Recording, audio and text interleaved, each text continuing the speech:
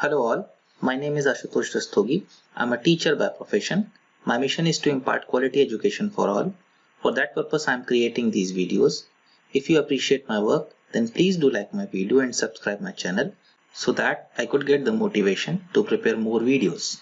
Anyways, today in this particular lecture, we're going to discuss about PN sequence generation and its various properties. So these are the outlines. We'll start up with the introduction. Then we will going to discuss the block structure of PN sequence generator with the help of linear feedback shift registers. Then we're going to discuss various properties of PN sequences such as balance property, run property, and its autocorrelation property. So in our last lecture, we have briefly understood about the spread spectrum communication system. We have studied that the spectrum is expanded with the help of PN sequence generator. So obviously for expanding our signal, we are achieving so many advantages such as our signal will become difficult to intercept. It will also difficult to jam. Apart from that, it could be easily hidden. These are some of the advantages that we have in our spread spectrum communication system. So this spreading would have been done with the help of PN sequence generator. So in this particular lecture, we'll try to study about how to generate PN sequence, and we're going to discuss some of the properties of PN sequences. This is the generalized block structure of linear feedback shift register to generate the PN sequence. So it is made up of linear feedback shift register. So in linear feedback shift registers, you will be having some registers such as these registers which are made up of flip-flop. So these flip-flop outputs will going to enter into a logic, and the input of this particular flip-flop is the linear combination of the previous states of the flip-flop. They all are supplied with the common clock. So what is so peculiar about linear feedback shift register?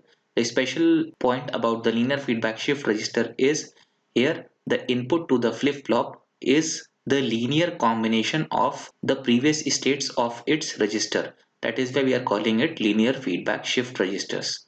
And here we will getting some output sequences. So now we're going to discuss some of the specifications of PN sequence generator.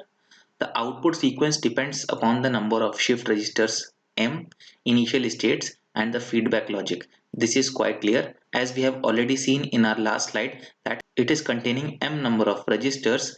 So obviously the output sequence will going to depend upon those registers. Its initial state, what will the initial state of those registers, whether it is 0 or 1, and the feedback logic. So obviously the output sequence will going to depend on all these points. So for M flip-flop, the total number of state is 2 to the power M. Obviously, since flip-flop is a 1-bit storage device, so it could retain either 0 or 1. So obviously if there are M number of flip-flops, then total number of distinguished states will be equal to 2 to the power M. So the maximum length of the period of this sequence is n is equal to 2 to the power m minus 1. So after this period, the PN sequence will going to repeat out.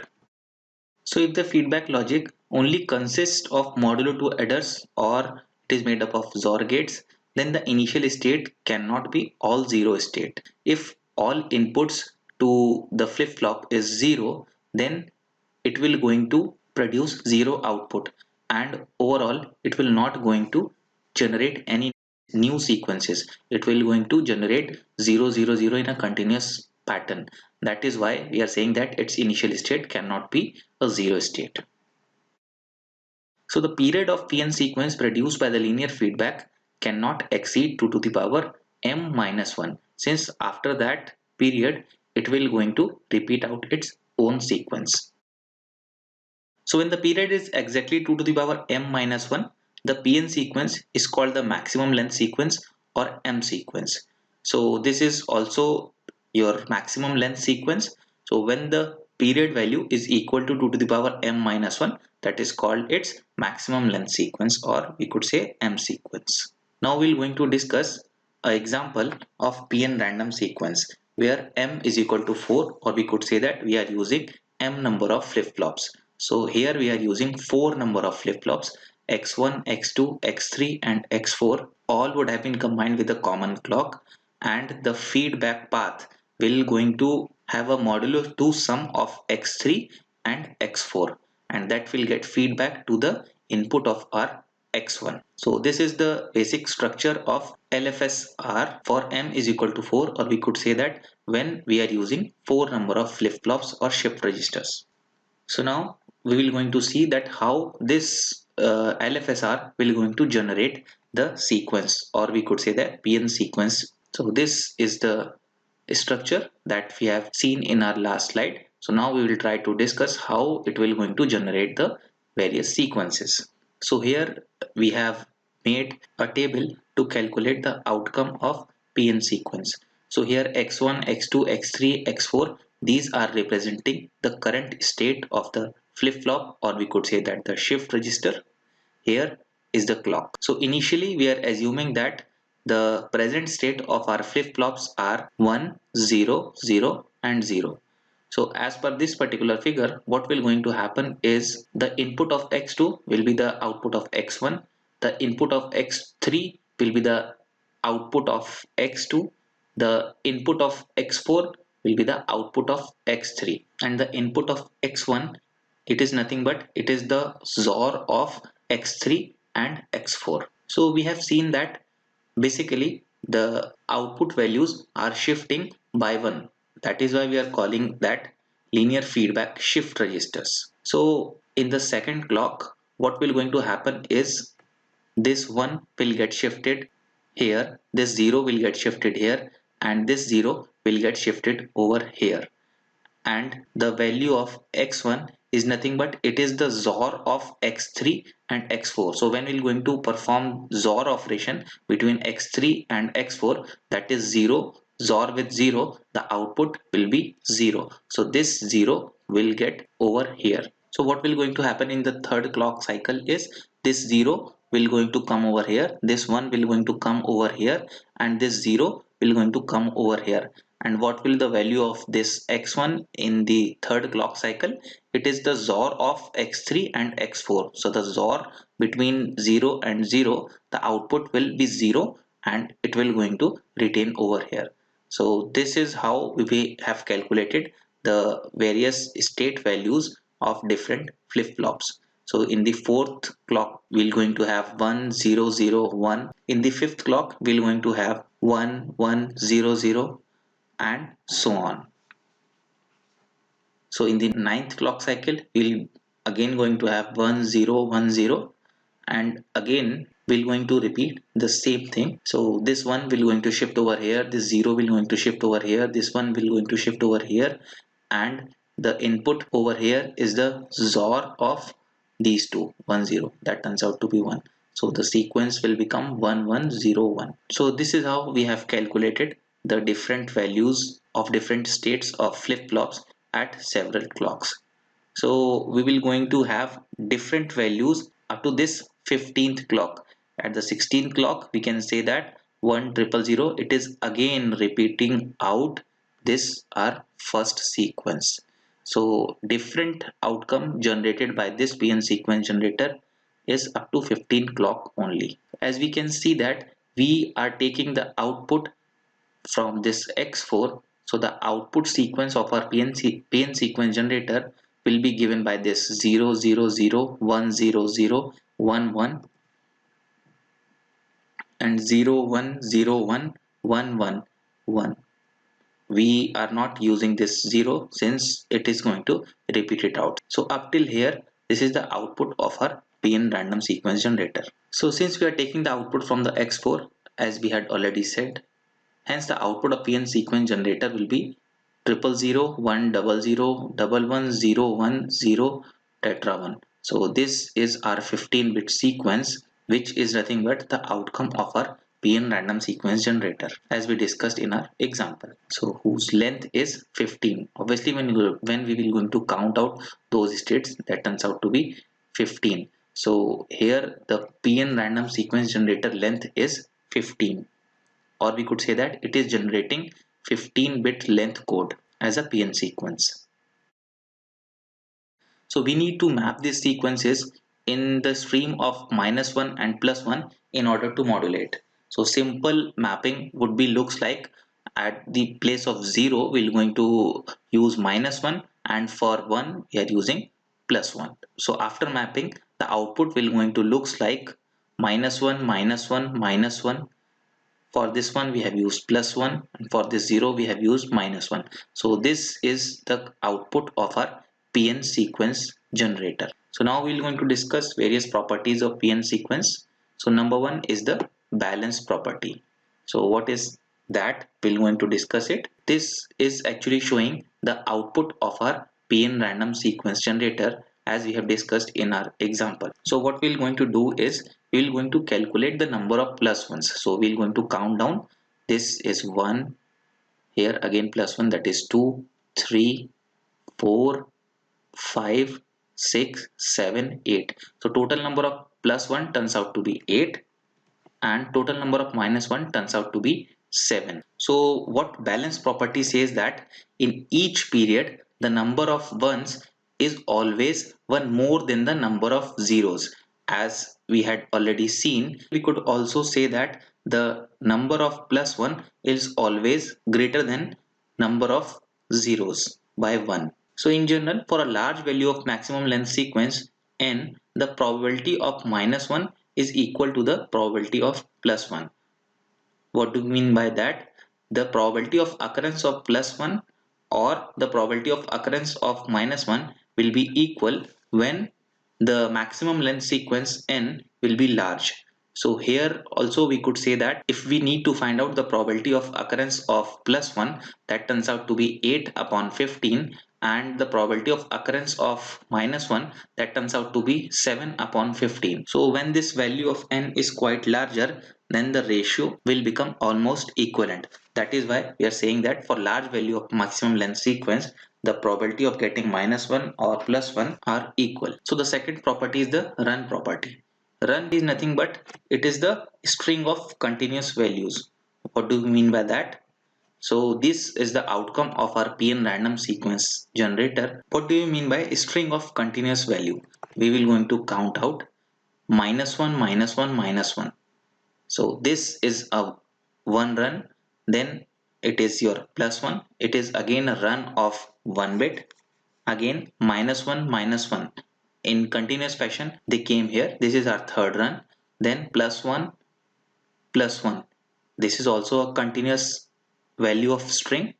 This is our fourth run, then -1. This is our fifth run, then again +1. This is our sixth run, then again -1. This is our seventh run, then +1, +1, +1, +1. This is again the continuous value string, and that is our eighth run. So I hope you understand what do we mean by the string of continuous values.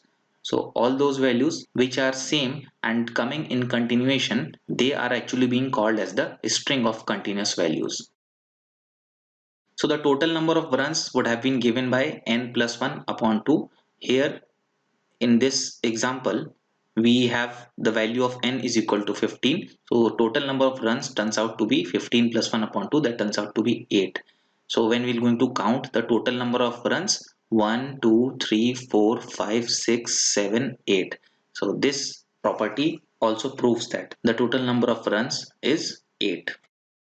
So in general, the length of n bits can be given as, so run of length of n bits is equal to 1 upon 2 to the power n into total number of runs. So what do we mean by that? So basically we wanted to find out that how many number of runs are there in the complete number of runs which will going to have 3 bits, or we could say that how many number of runs in a complete run is having a 1 bit run, and so on. So suppose we need to find out the run of length 2 bits, that turns out to be 1 upon 2 to the power n, n is equal to 2. So 1 upon 4 times of total number of runs. So in our example, total number of runs are 8. So 8 upon 4, that turns out to be 2. So what this signifies is in total number of runs of 8, 2 number of runs are there which will going to have 2 number of bits. So here -1, -1, this is one run, and +1, +1, this is the second run. So there are 2 number of runs which will be having 2 number of bits. So this is the generalized formula in order to calculate the number of runs of length n in total number of runs. In order to calculate the run of length 1, again we have applied this formula 1 over 2 to the power 1 into 8, that turns out to be 4. What this signifies is in complete or total number of 8 runs, we will be having 4 runs which have 1 bit. So this is 1, 2, 3 and 4. So this also validates our formula. So now again the run of length 2 would have been calculated as 1 over 2 to the power 2 into 8, that turns out to be 2. So the total number of run of length 2 would have been calculated as this is 1, this is 2. So this is also validated through our formula. So run of length 3 would be equal to 1 over 2 to the power 3 into 8, that turns out to be 1. So here we can see that this is the 1 run. So in general, we could say that run property states that half of the sequence has 1 run, 1 upon 4th of the sequence has the 2 runs, and 1 upon 8th sequences has the 3 runs, and so on. So now we're going to discuss another property of PN sequence, that is autocorrelation property. So autocorrelation function of PN sequence would have been given as R of D is equal to 1 over n, summation starts from n is equal to 0 to capital N, Cn, C of n minus D. Here D represents the shifting. How much shifting we are performing, that is given by this D. So where n is the length of PN sequence, we had already mentioned. D is the shift in the sequence, and C of n is equal to plus minus 1. So C of n here signifies the individual value of PN code that is represented by plus minus 1. So for D is equal to 0, we have, if we need to calculate the autocorrelation function when shifting is 0, it would have been evaluated as R of 0 will be equal to 1 over n, summation starts from n is equal to 0 to n, C of n, and C of n minus D, at the place of D we have put 0, so we have again C of n. So after multiplying with it, the net outcome turns out to be 1 over n, summation n starts from 0 to n, C of n square. Since the value of Cn or the individual bit value that it could take is plus 1 or minus 1, so when we're going to multiply it, the outcome will be 1 only. So when we will going to evaluate this summation, what we are left with, n times of 1 over n. So the outcome will be autocorrelation function at d is equal to 0 is equal to 1. So now for d is equal to 1, when we are going to calculate the autocorrelation function, it would have been calculated as R of 1 is equal to 1 upon n, summation n starts from 0 to n, Cn, C of n minus 1. So what is this value of C of n minus 1? As we had already mentioned that this D is representing shifting. So as it has been mentioned C of n minus 1, it means we could have this sequence C of n minus 1 when we're going to perform a single shift in the original PN sequence in Cn. So how we're going to calculate it is, we have Cn as minus 1 minus 1 minus 1. This is the sequence of our PN random sequence generation, and Cn would have been given by shifting the 1 to the Cn as, so C of n minus 1 will be, we have shifted one place on the right. So this minus 1 will come over here, this minus 1 come over here, and this minus 1 come over here, and so on. So at last this plus 1 will going to shift it back or feedback over here. So this is the sequence for C of n minus 1. So again, if we want to calculate C of n minus 2, then obviously what we will going to do is we have to perform cyclic shift 2 times. So Cn into C of n minus 1 would have been calculated as C of n sequence would have been written like this, and C of n minus 1 sequence would have been written like this. This is again a shifted version of this original PN sequence as we had discussed. So the value of Cn times of C of n minus 1 would have been calculated as minus 1 into plus 1, that turns out to be minus 1. Again minus 1 into minus 1, we have this plus 1. Minus 1 into minus 1, we again have plus 1. Plus 1 into minus 1, again we have minus 1. So this is how we have calculated this, the product term of Cn into Cn minus 1. So R of 1 would have been calculated as 1 over n summation n starts from 0 to capital N Cn into n minus 1. So we just have to sum this particular sequence. So what we are left with 1 over n times of minus 8 plus 7. So the value of capital N is 15 in our example. So the complete value would have been calculated as, or turns out to be, minus 1 over 15. So similarly, it can be shown that if we're going to calculate R2 or R3 or up to any value of R14, the outcome of autocorrelation function turns out to be minus 1 over n, or we could say that minus 1 over 15 as per our example. So in general, we can say that the autocorrelation of PN sequence can be given as autocorrelation function R of D will be equal to 1 when D is equal to 0, shifting is equal to 0, and for D is not equal to 0, its value turns out to be minus 1 over n.